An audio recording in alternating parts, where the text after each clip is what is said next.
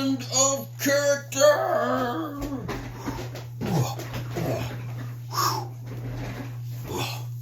Wow,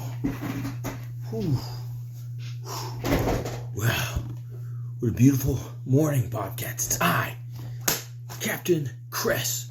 Great to see you all here at Cleveland Road, coming to you from the Hall of Heroes.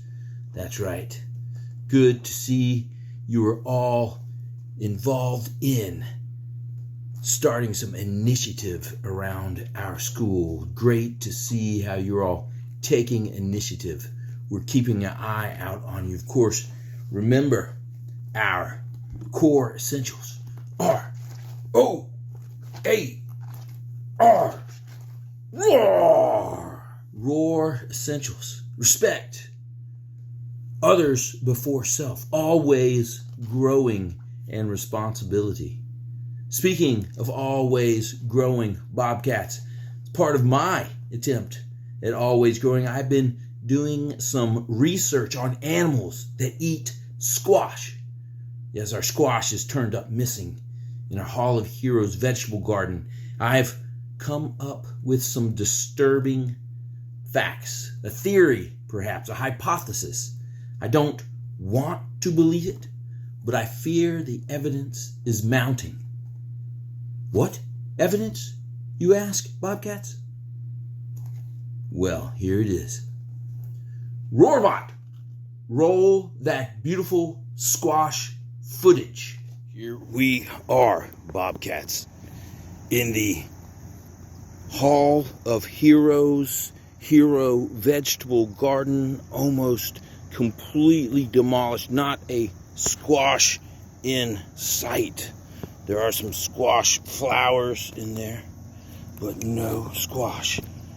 Almost completely decimated. Look at all the damage that has been done. Completely taken of squash. And of course, here we are, Bobcats. I don't know if you can see that, but the size of my foot in this toe print. Another toe print. And just slightly further on, squash. Unfortunately, it seems that there is no other explanation. Great Scott, Bobcats. Amazing, isn't it, Bobcats? The huge footprint, missing squash, all kinds of things happening. But I think I know who's doing it, or I should say what. I can't be, but somehow it just has to be. All the clues add up to this theory I have.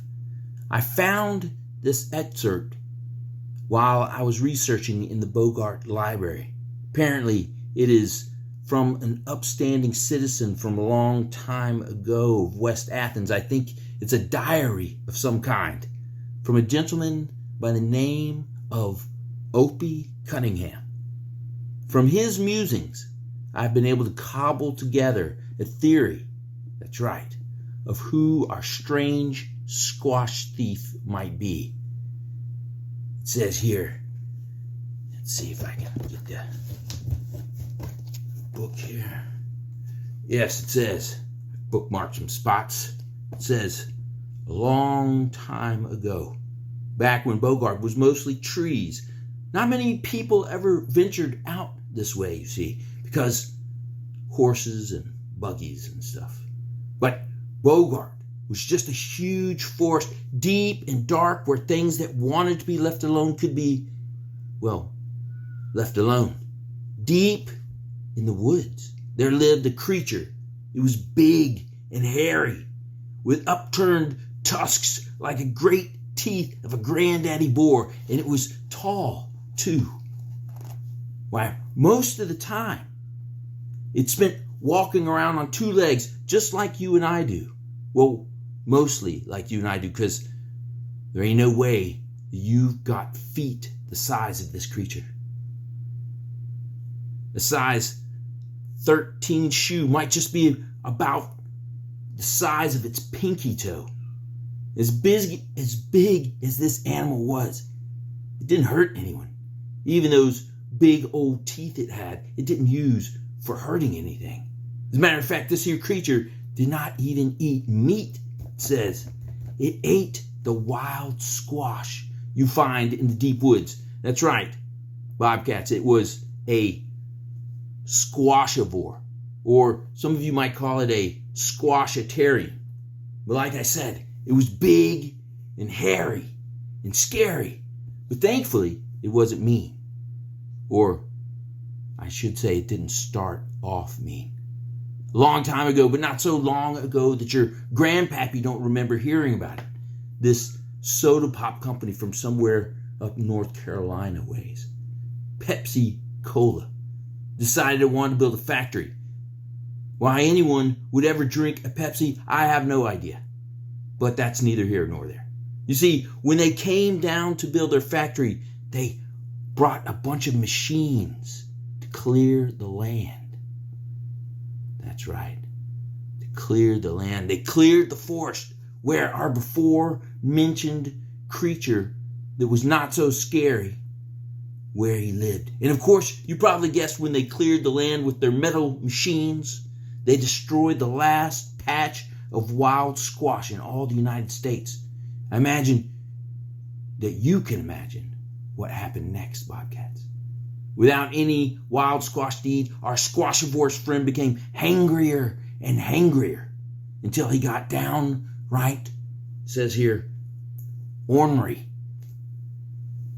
And they say now he roams the land to this day looking for wild squash. But he has to make do with what he finds in moonlit gardens all across Bogart. He'll grab your squash and run into the woods somewhere back behind Cleveland Road Elementary. Folks say he's not exactly dangerous, but they say you shouldn't get in the way of him and his nighttime squash harvest. Well, ominous. Bobcats, that is the story of the Bear Creek Sasquatch. Well, I should say at least that's part of the story. And if you want to hear the rest of the story, Bobcats, you'll have to tune in next week. Same Bobcat time. Same Bobcat channel. For now, Captain Chris out. Wait. Yeti!